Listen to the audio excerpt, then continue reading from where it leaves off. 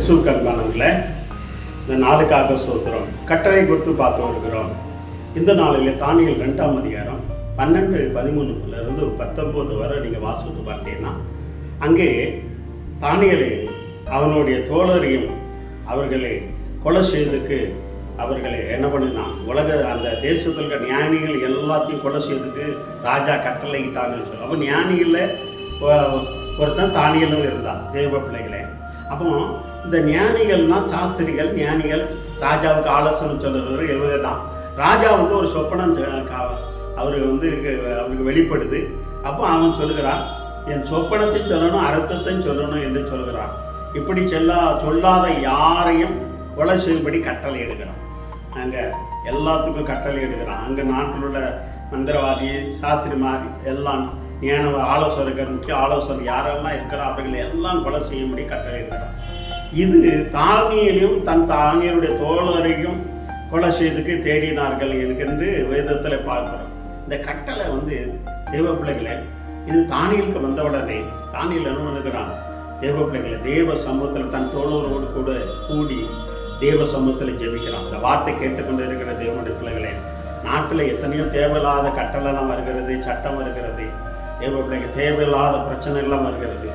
அப்போ தானியேல் இவன் உலகத்தான் கிடையாது, மற்ற ஞானிகள்லாம் உலகத்தான். நிறைய பேர் அவன் கொலை பண்ணி விட்டான். ஆனால் தானியேலையும் தோழரையும் அவன் தேடினார்கள். அப்போ தானியேல் தனக்கு அவகாசம் கேட்கும்படி அவன் சொல்லிக்கிட்டு அவன் என்ன பண்ணுகிறான், தன் தோழரோடு கூட போகிறான். இந்த வார்த்தை கேட்டுக்கொண்டு இருக்கிற தேவனுடைய பிள்ளைகளே, உலகத்தில் தேவையில்லாத கட்டளெல்லாம் வரும். ஆனால் அதை நம்ம தேவ சமூகத்தில் கொண்டு போகணும். இன்னைக்கு அதனால தான் அந்த சபையில் இன்னைக்கு நிறைய சபையில் முழு ஜபம் இல்லை.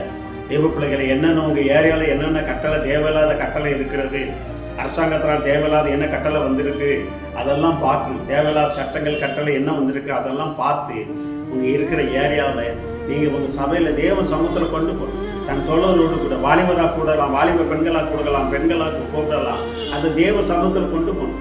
தேவ பிள்ளைகளை இன்றைக்கி அதை கொண்டு போகிறது இல்லை.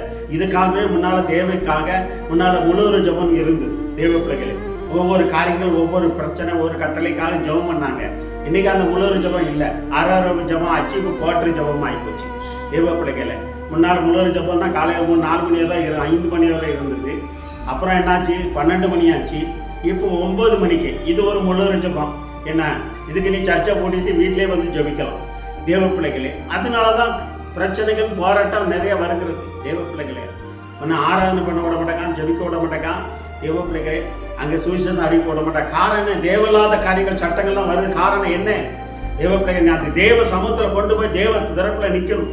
ஏதோ ஒரு இடத்துல ஒரு முழு ஜபம் நடக்கும், ஏதோ ஒரு இடத்துல உபாசக்கூட்டம் நடக்கும். ஆனால் தானியேல் தன் தோழரோடு கூட அவன் ஞானியாக இருந்தபடினாலே தன் தேவ சமூகத்தில் அந்த கதை கொண்டு போனான். அதை கொண்டு போய் தோழரோடு ஜெபிக்கும் பொழுது ராத்திரி வேலையில் அங்கே 2:19 சொல்லுகிறது, ராத்திரி வேலையில் தானியேலுக்கு அந்த மறைப்பொருள் வெளிப்பட்டது என்று சொல்லுகிறது. இந்த வார்த்தையை கேட்டுக்கொண்டு இருக்கிற தேவனே, அவன் கட்டளை போட தான் செய்வான். அவன் தேவனாத கட்டளை போடுவான். அவன் தேவனை அறியாதவன், அவன் கட்டளை போடுவான். ஆனால் அந்த கட்டளை மீறுறதுக்கு, அந்த கட்டளை உடைக்கிறதுக்கு நீ தேவ சமூகத்தில் வழங்கால் போடப்படுது. தேவன் அந்த கட்டளை உடைக்கிற வல்லவராக இருக்கிறான். உனக்கு ஞானத்தை கொடுப்பா, வெளிப்பாடுகளை கொடுப்பா, கிருபைகளை கொடுப்பா. நீ சொல்லுத ராஜா கேட்பான். தானியேல் சொன்னதை ராஜா கேட்டான். அவன் மறைப்பொருள் அவன் என்ன நினைச்சானோ அதெல்லாம் சொன்னான். நீ அதை சொல்லணும். தேவ பிள்ளைகளே, மோகாசாமி என்ன நினைக்கிறா அதை சொல்லணும். பிரதமர் மோடி என்ன நினைக்கிறா அதை சொல்லணும். ஏரியாவுடைய பஞ்சாயத்து தலைவர், எம்பி, எம்எல்ஏ என்ன நினைக்கிறா அதை சொல்லணும். நீ சொல்லும் போது அவன் கலக்கம் அடைவான். தேவ பிள்ளைகள் இதை தான் ஆண்டவர் எதிர்பார்க்கிறான். இந்த வார்த்தை கேட்டு காரணம் என்ன, நீ திறப்புல தேவ சமூகத்தில் போகணும். உடனே மாம்சத்தில் போராட வைக்கிறது இதெல்லாம் ஒன்றும் நடக்காது. தேவன் நினைச்சாச்சா ஒரு நொடி பொழுது எல்லாத்தையும் ஆக்கிடுவார். ராத்திரியில் தன் தோழரோடு கூட தேவ சமூகத்தில் திறப்புல போய் நின்னா தேவத்திலே ராத்திரி வேலையில் மறைப்பொருள் வெளிப்பட்டது. ஒவ்வொரு ஏரியாவில் இருக்கிற பிரச்சனைகள் உங்களுக்கு வெளிப்படும். தேவ பிள்ளைகளை, நீங்கள் தேவ சமூகத்தில் கடந்து போகும்போது தேவையில்லாத சட்டங்கள், கட்டளை என்ன கட்டளை போட்டாலும் அந்த கட்டளை முடக்க நமக்கு ஆண்டவர் ஆயுதம் கொண்டிருக்கிறார். ஒரு முழங்காலை முடக்கி தேவ சமூகத்தில் விண்ணப்பம் பண்ணப்படுத்த எந்த ஜனத்துக்கு இல்லாத பாக்கியத்தை, மறைப்பொருளை தானியேலுக்கு விசேஷ ஞானத்தை கொடுத்து வெளிப்பாடு பண்ணி அவன் அந்த அந்த அந்த சட்டங்கள் முடிக்கப்பட்டது. தேவ பிள்ளைகளை, ஞானிகள், சாஸ்திரிகள் குறைஞ்சப்பட்டு நிற்கப்பட்டார்கள். தேவ பிள்ளைகளை மறுபடியும் தானியேல் உயர்த்தப்பட்டான். இந்த வார்த்தை கேட்டுக்கொண்டிருக்கிற தேவனுடைய பிள்ளை, உங்கள் ஏரியாவில் உங்கள் இடத்துல என்னென்ன பிரச்சனை இருக்கோ, என்னென்ன தேவையில்லாத கட்டளை இருக்கோ, என்னென்ன தேவையில்லாத சட்டம் இருக்கோ, அந்த தெய்வ சமூகத்தில் கொண்டு போங்க. திறப்பில் நின்று குழுவாக, வாலிபராக, பெண்களாக, ஆண்களாக, முழுவதும் ஜபமாக, உபவாச கூட்டமாக நீங்கள் கூடி ஜெபிக்கும் பொழுது கர்த்தர் உங்களுக்கு வெளிப்படுத்துவார். அந்த சட்ட திட்டங்கள், கட்டளை, தேவையில்லாத கட்டளை, தேவனுக்கு பிள்ளைகளுக்கு விரோதமாக வருகிற எல்லா கட்டளைகள் எல்லாத்தையும், இந்த தேசத்தில் தேவையில்லாத சட்டம்லாம் வருகிறது, கட்டளெல்லாம் வருகிறது, என்ன தேவையில்லாத தேவனுக்கு பிரியப்படாத கட்டளெல்லாம் வருகிறது. வாழில் தலையில் அதுக்கு ஒரு கட்டளை போட்டு அனுப்புகிறான் தேவ பிள்ளைகள். அதெல்லாம் முறியடிக்கணும். நீங்கள் தேவ சமூகத்தில் போங்க, கர்த்தர் பெரிய காரியங்கள் செய்யலாம். கண்களை மூடி ஜெபம் செய்யணும். நல்லா ஆண்டவரே ஸ்தோத்திரம்ப்பா.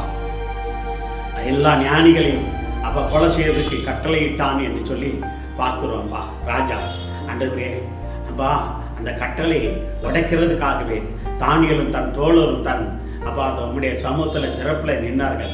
ராத்திரி வேலையில் மறைப்பொருள் வெளிப்பட்டதப்பா. இந்த நாளில் உங்களுடைய பாதத்தில் இருக்கிற அப்பா திறப்பில் நிற்கிற ஒவ்வொரு பிள்ளைகளுக்கும் நீ மனம் இறங்க முடியும் சொல்லிக்கிறோம். என் தேசத்தில் தேவையில்லாம சட்டம், தேவையில்லாத கட்டளையெல்லாம் வருகிறதப்பா.